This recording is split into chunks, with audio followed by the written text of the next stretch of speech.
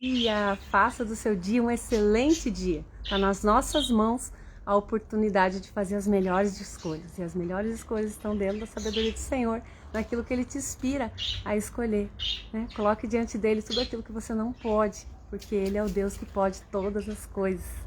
Amém? Beijo grande para você. Então vamos lá, continuar a nossa leitura aqui do livro de Romanos, tá? No capítulo 10, já falta um pouquinho pra gente concluir. Quanta coisa, quanto ensinamento que tem nesse livro. Oi, Ana, bom dia, tudo bom? Muito frio por aí, Ana? a outra Ana, Ana Maria Prachedes, tudo bem? Bom dia, gente. Então vamos lá.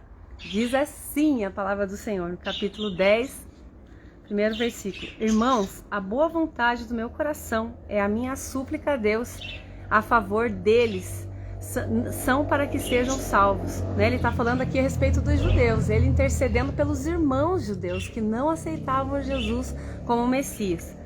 Porque lhes dou testemunho de que eles têm zelo por Deus, porém não com entendimento.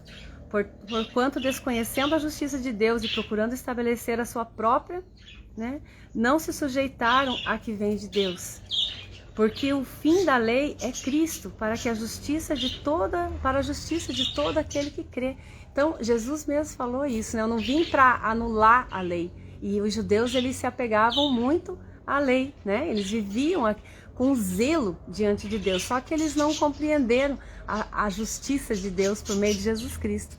A Ana está dizendo ali, bom dia com alegria, Ai, que joia! Já começou a esfriar, Ana? Ai, que bom, porque fez um calor demais aí em Portugal esse ano, E aqui também, tá indo pro mesmo caminho. Ai, que Deus nos dê graça de passar por essas adversidades.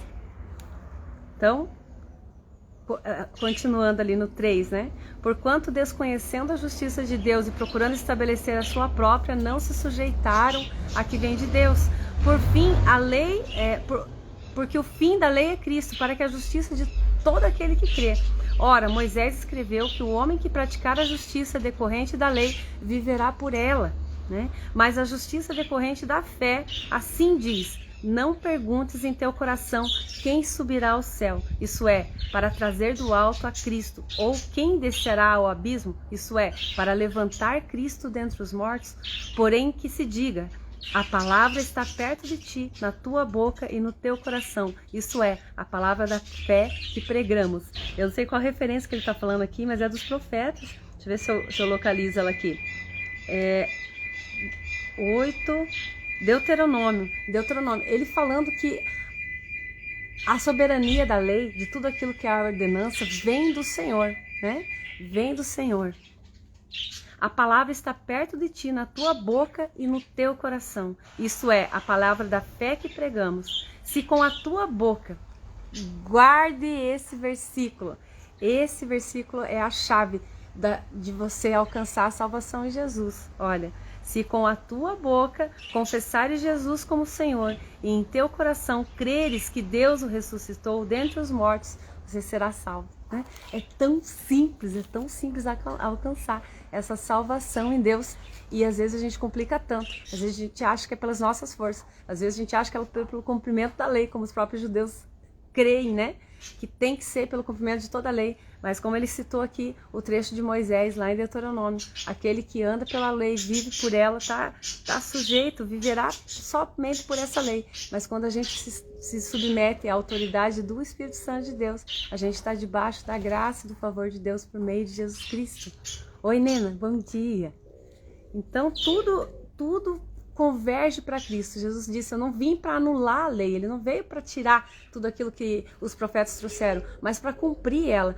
Todo o plano de redenção que Deus estabeleceu lá no Éden fala a respeito de Jesus, Quando o homem escolheu pecar, ali mesmo Deus já traçou um plano de restituição da nossa comunhão com ele, dizendo ali para Eva, e Adão, que da semente da mulher viria aquele que pisaria a cabeça da serpente, aquele que venceria esse domínio das trevas, da morte, do mal, E hoje, por meio de Jesus Cristo, nós temos o nosso pecado perdoado, nós temos acesso a Deus, não precisamos mais, de rituais como no Antigo Testamento os sacerdotes tinham que fazer. e podiam entrar na presença de Deus uma única vez no ano. Nós falamos um pouquinho já sobre isso, mas Deus estabeleceu ali para Moisés a construção do tabernáculo. É um estudo assim profundo o tabernáculo, porque cada peça daquele tabernáculo, o candelabro ali, o pão das preposições, que 12 tribos de Israel representadas ali em cada pão que era ofertado a Deus todos os dias, a partição do próprio templo, que tinha o pátio, né, onde faziam os sacrifícios. Imagine aí um retângulo com 3 divisões, né, uma maior, outra média e uma pequena, o pátio, o lugar santo e o santo dos santos, onde tinha a Arca da Aliança. E aqui nesse meio é onde tinha esse candelabro, que tinha que acender os incensos todos os dias e colocar os pães da preposição. Aquele que Davi comeu quando ele estava em batalha com os companheiros que ele juntou lá, 300 pessoas que seguiam a ele, que eram os rejeitados da cidade, aqueles que as pessoas não davam nada para eles. E Davi falou assim, é vocês mesmos que são os valentes. E eles ganharam muitas batalhas junto com Davi, e uma época eles ali estavam com fome e entraram no templo, pediram aos sacerdotes comida, que eles estavam fugindo, porque estavam sendo perseguidos. E o sacerdote falou, nós só temos os pães da preposição, e segundo a lei, só os sacerdotes podiam comer daquele pão, né? Os sacerdotes, os levitas, as pessoas que trabalhavam ali no templo.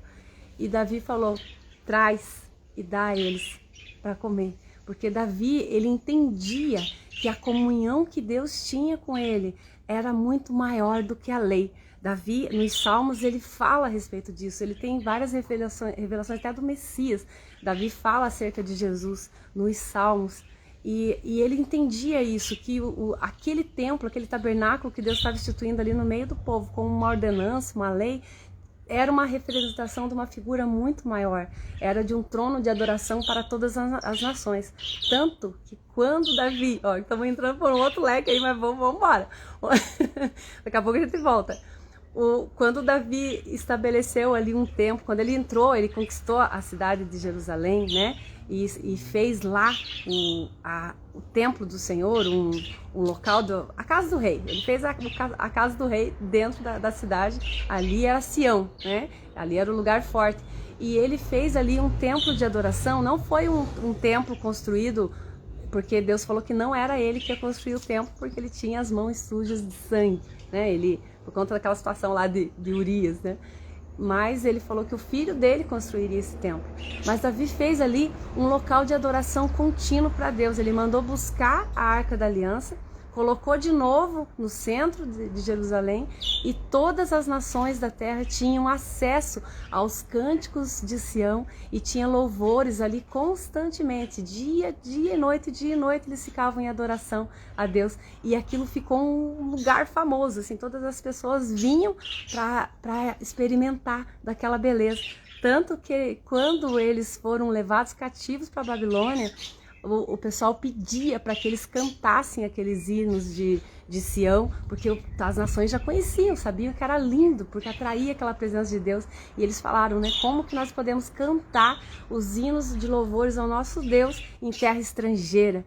Aí ele escreveu, que isso está escrito nesse salmo, eu não lembro agora se é o 117, né? Fala sobre os rios da Babilônia, né? Nós sentamos e ali nós choramos, porque lembramos das coisas de Sião, né? Tem uma música bem conhecida aí, né?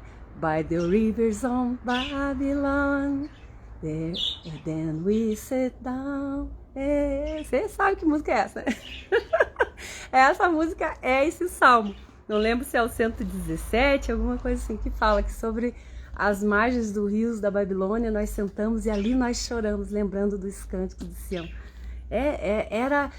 Davi entendeu isso, que tudo aquilo que Deus tinha levantado através do povo de Israel não era só para eles, era para todas as nações da terra, né? Então ele não tinha medo de ser fulminado ali pela glória de Deus, como a gente já falou a respeito do tabernáculo, né? Por conta que ele entendia que aquela adoração ali, que tudo aquilo que estava sendo feito apontava para uma intimidade com Deus. Ele falou, me dá desses pães aí que eu vou comer, né? Não vou ser morto pela glória de Deus, porque eu sei quem é Ele, né? Ai, é lindo demais. A intimidade com Deus nos leva a essa confiança no amor dele. E falando um pouquinho mais aí a respeito dessa partição do tabernáculo, né? O pátio, onde era feito os sacrifícios, daí o lugar santo, que era esse lugar onde os sacerdotes entravam diariamente ali com os incensos e acendia aquele candelabro e colocavam, todos os dias eles trocavam aqueles pães da preposição. E o santíssimo lugar, que era onde tinha a Arca da Aliança, que os sacerdotes só podiam entrar ali uma vez no ano, mediante todo um ritual diário de sacrifício. E é esse lugar santo que tem aquela camada de cortina, grossas de cortina, são várias camadas de cortina que separavam o santo dos santos, né, do lugar do Santíssimo, e ali foi o véu que se rasgou de cima a baixo na crucificação de Jesus, né? Houve aquele tremor de terra e a Bíblia conta que esse véu se rasgou de cima a baixo, dizendo, ó, não tem mais separação agora entre aquilo que é o santo lugar e o santo dos santos da presença de Deus. Nós temos acesso a Deus. E segundo o livro comentado dos judeus, né, que é o Talmud, tem ali todo o histórico de todos os estudiosos, os historiadores da época, né? Flávio José é o mais famoso, mais conhecido, a gente estuda até na história a respeito dele. Eles escreviam ali que esse lugar do pátio era conhecido como o caminho, né? Porque ali era onde entrava todos os sacrifícios que o povo trazia para oferecer a Deus. E ali o santo lugar, que era onde o sacerdote entrava todos os dias, era conhecido como o lugar da verdade. Porque nós já falamos sobre isso, né? Que os sacerdotes eles entravam ali dentro para oferecer os sacrifícios para Deus, e se eles estivessem em pecado, eles eram fulminados pela glória de Deus. Então, essa história conta, né, que a barra dessas estolas de sacerdotais tinha ali uns sininhos, e eles amarravam uma corda no pé desse sacerdote. Então, o povo estava pro lado de fora e o sacerdote lá, colocando incenso dentro desse lugar santo, né?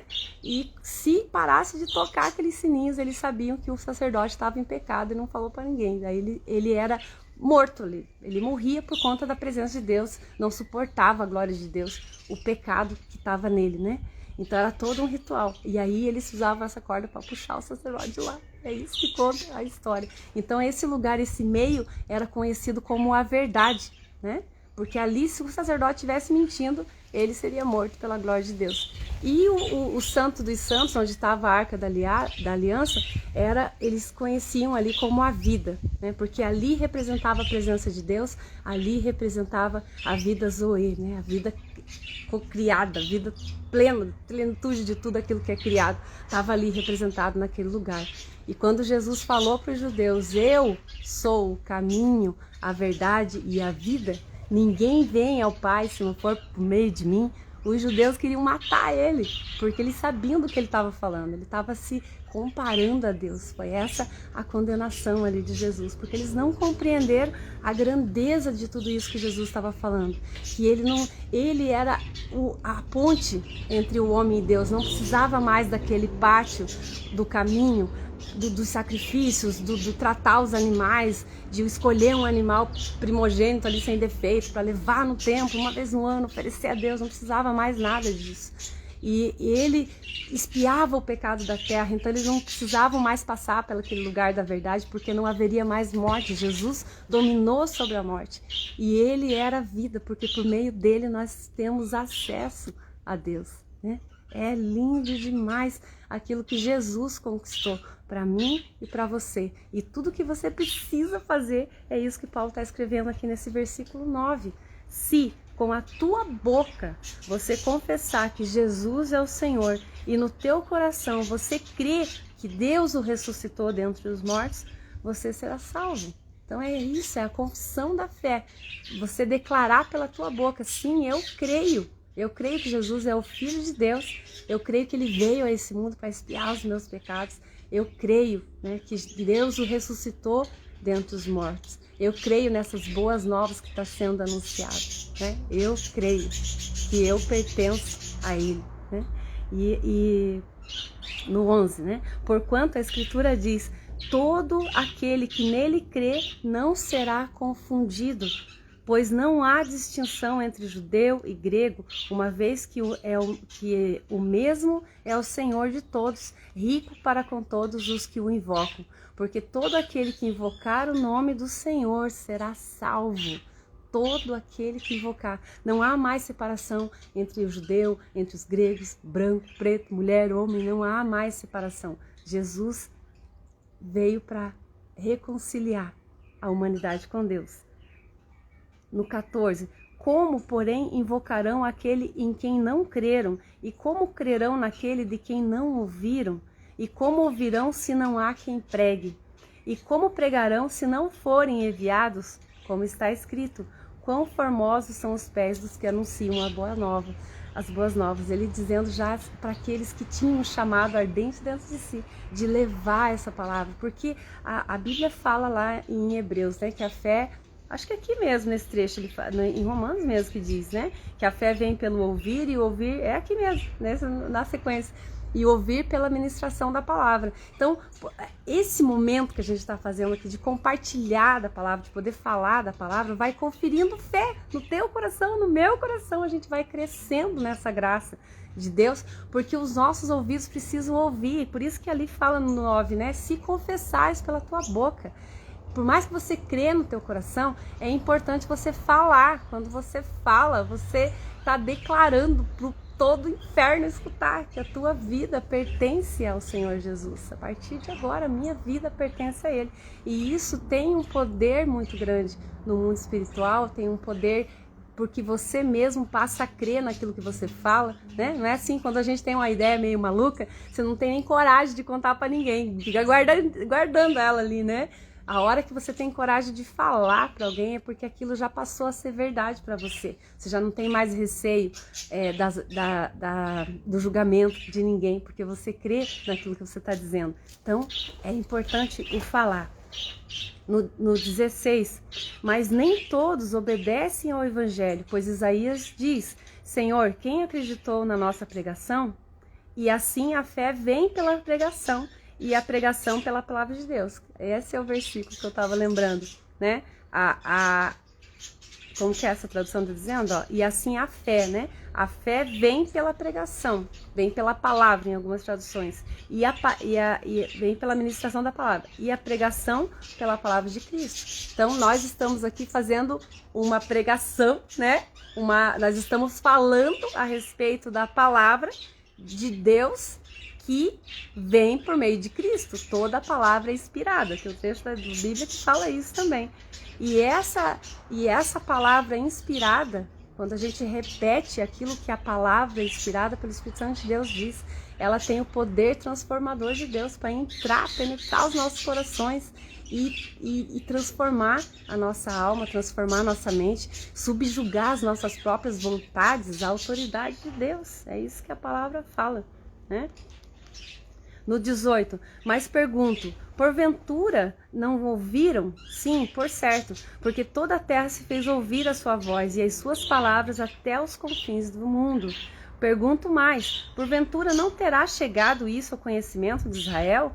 Moisés já dizia, eu vos porei em ciúmes com um povo que não é nação, com gente insensata e vos provocarei a ira. Ele está falando aqui para os judeus, né? Falou assim, ó, por acaso nós não estamos falando aí essa fé, nós nos falamos também para os judeus, eles também não estão cientes de tudo isso que está acontecendo, né? Mas eles estão debaixo de uma outra palavra do Senhor, nós já comentamos também sobre isso, que Deus disse que fecharia o entendimento do povo dele, para que todas as nações da terra fossem alcançadas. E é esse trecho de Isaías que ele referiu aqui, né? Que Deus colocaria eles por ciúmes, porque antes eles tinham aquele entendimento, Deus é nosso, né? Deus é só nosso. Mas Deus veio para todas as nações da terra, por meio do povo de Israel. Do 21, quanto a Israel, porém, diz...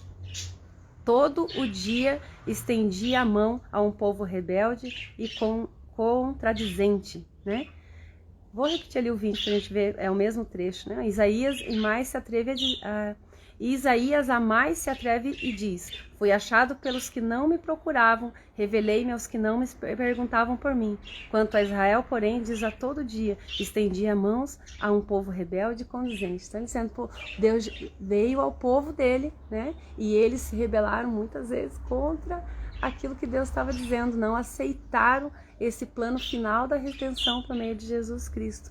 Mas eles são um povo zeloso ao Senhor até hoje, e a palavra diz que eles não serão esquecidos, eles serão alcançados lá na consumação dos tempos, no período de grande tribulação, eles vão ter os olhos deles abertos e vão reconhecer o Senhor Jesus como Senhor, que é a promessa de Deus. E por meio desse povo escolhido, como Isaías fala, né, o povo santo do Senhor, Deus separou eles para que todas as nações da terra viessem ao conhecimento de Deus por meio deles. Deus tem um grande zelo por esse povo, né? E glórias a Deus pela vida deles e pela imensa graça de Deus que alcançou a mim e a você também, mesmo não sendo descendência legítima de Abraão, nós somos descendentes das promessas de Deus por meio de Jesus Cristo. Amém? Glória a Deus por esse momento. Muito obrigada pela companhia aí tua, né? E que a gente possa estar aqui de novo amanhã às 7h16, se Deus quiser. Amo estar aqui com você. Obrigada. Até amanhã. Deus abençoe grandemente seu dia.